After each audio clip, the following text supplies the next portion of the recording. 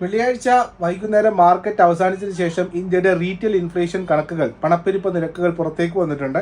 ചെറിയ ഒരു കൺസേൺ ആണ്. കാരണം നമ്മുടെ ഫുഡ് ഇൻഫ്ലേഷൻ വളരെയധികമായിരിക്കുന്നു. കാരണം കഴിഞ്ഞ വർഷത്തെ അപേക്ഷിച്ച് നോക്കുന്ന സമയത്ത് ഏകദേശം ഇരട്ടിയിലധികമായിരിക്കുന്നു.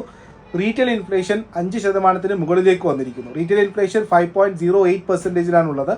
വർദ്ധിച്ചു വരുന്ന വെജിറ്റബിൾസ്, അതുപോലെ തന്നെ ധാന്യങ്ങൾ, പയർവർഗ്ഗങ്ങൾ ഇവരുടെയൊക്കെ തന്നെ വർധനവാണ് ഈ ഒരു ഫുഡ് ഇൻഫ്ലേഷൻ ഇത്രയും അധികം വർദ്ധിക്കാൻ കാരണം. ഹീറ്റ് വേവ്, ഉഷ്ണതരംഗമുള്ളതുകൊണ്ട് തന്നെ വെജിറ്റബിൾ പ്രൈസസിലൊക്കെ വലിയ രീതിയിലുള്ള മുന്നേറ്റമാണ് വന്നിരിക്കുന്നത്. 29% വർധനവാണ് വെജിറ്റബിൾസിൽ വന്നിരിക്കുന്നത്. ഒണിയൻ പ്രൈസ് മാത്രം 58% വർദ്ധിച്ചിരിക്കുന്നു. സോ ഈ വർദ്ധിച്ചു വരുന്ന ഫുഡ് ഇൻഫ്ലേഷൻ മൊത്തം ഇൻഫ്ലേഷൻ, അതായത് റീറ്റെയിൽ ഇൻഫ്ലേഷനെ വളരെയേറെ മുന്നോട്ട് കൊണ്ടുപോയിരിക്കുന്നു. 5% മുകളിലേക്കായിട്ട് വന്നിരിക്കുന്നു. അതുപോലെ റിസർവ് ബാങ്കിൻ്റെ പണപ്പെരുപ്പ നിയമം വീണ്ടും ഇൻട്രസ്റ്റ് റേറ്റ് കുറക്കുന്നതിൽ നിന്നും പിറകോട്ട് പോകാനുള്ള സാധ്യതകൾ നമുക്ക് തള്ളിക്കളയാൻ സാധിക്കില്ല.